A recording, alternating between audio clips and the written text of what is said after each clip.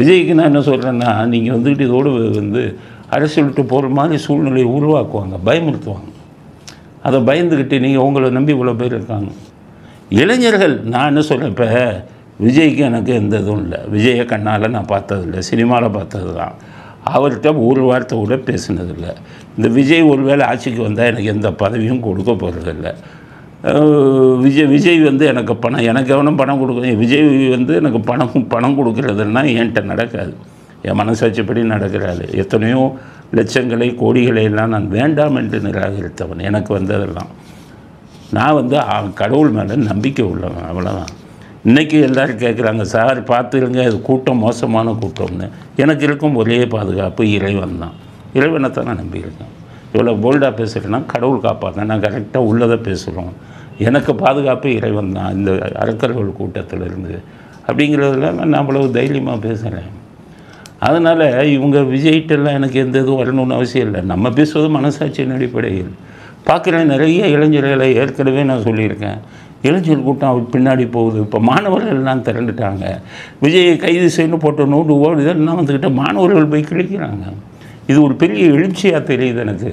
இந்த மாதிரி மாணவர்களை எழுச்சியாக வச்சு தான் கருணாநிதி, அண்ணாதுரை இவங்கெல்லாம் 62 இந்தி போராட்டத்தில் மிகப்பெரிய கூட்டத்தை கூட்டி காமிச்சாங்க. எல்லாமே இளைஞர்கள், கல்லூரி மாணவர்கள், பள்ளி மாணவர்கள் எல்லா பேரும் எழுச்சியாக இருந்தால் அதில் தான் இந்த திராவிட இயக்கம் வந்தது. பாவம் காங்கிரஸ் மண்ணை கவுனாங்க. எதனால்? இளைஞர்கள் கூட்டத்தை அவங்க இது பண்ணாங்க. அந்த மாதிரி ஒரு இளைஞர்கள் கூட்டம் எல்லாம் எழுச்சியாக வராங்க. அப்போ இந்த மாதிரி ஒரு அரசியல் வரணும், மாற்றம் வரணுங்கிறது இறைவனுடையது. பாவம் செஞ்சாங்க, அயோக்கியத்தனம் பண்ணுறாங்கன்னா அப்போ இறைவன் என்ன பண்ணுவான்? அவர்களுக்கு தண்டனை கொடுத்து மாற்றத்தை கொண்டு வருவான். அப்படித்தான் உங்களுக்கு வந்திருக்கு. இந்த நிகழ்ச்சியில் நடந்ததே வந்து உங்களுடைய அரசியல் செல்வாக்கு. சாதாரண ஆளுங்க கூட உங்களுக்கு ஆதரவு கொடுக்குறான், ஏன்னா மனசாட்சிப்படி அதை உபயோகப்படுத்திக்கணும். நீங்கள் அரசியல் விட்டு வெளியிலும் போக முடியாது.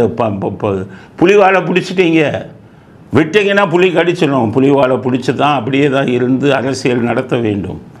அதனால் தான் சொல்லுகிறேன், விஜய் வந்து நீங்கள் இப்போ எடுத்திருக்கிற முடிவு அரசியலில் மீண்டும் தொடர்வேன் அப்படின்னு எடுத்திருக்கிற முடிவு சரியான முடிவு. பயப்படவே கூடாது.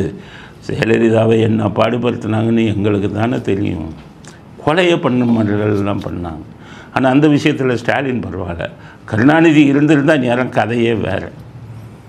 அதில் இவர் இந்த செந்தில் பாலாஜி மாதிரி ஆளுங்களை அவர் நேரடியாக போக மாட்டார், பயந்தவர். கருணாநிதி மாதிரி இல்லை, பயந்தவர். இந்த இவங்களை மாதிரி செந்தில் பாலாஜி மாதிரி ரவுடிகளை அவர் தூண்டி விடுவார், அதுதான் செய்வார். அதனால தான் நான் என்ன சொல்கிறேன், விஜய்க்கு வந்து தைரியத்தோடு இருக்கீங்க, நல்ல விஷயம், வாழ்த்துக்கள்.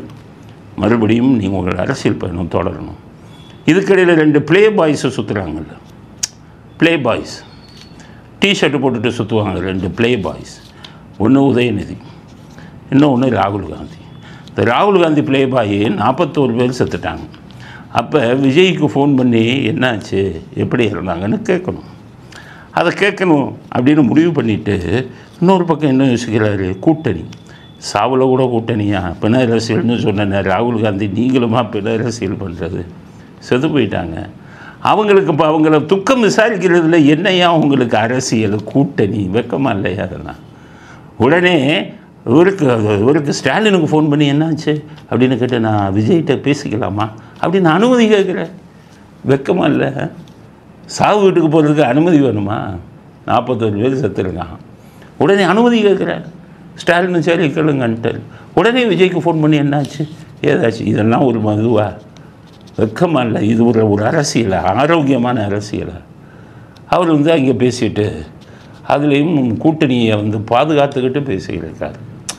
நம்ம இவர் உதயநிதி துபாய்க்கு போயிருக்கார், தனி விமானத்தில் அங்கேருந்து வர்றார். நான் கேட்குறேன் உதயநிதிட்ட, துபாய்க்கு அரசாங்க விஷயமாக போனீங்களா, உங்கள் தனிப்பட்ட விஷயமாக போனீங்களா, ரெஜெண்ட் தொழில் விஷயமாக போனீங்களா?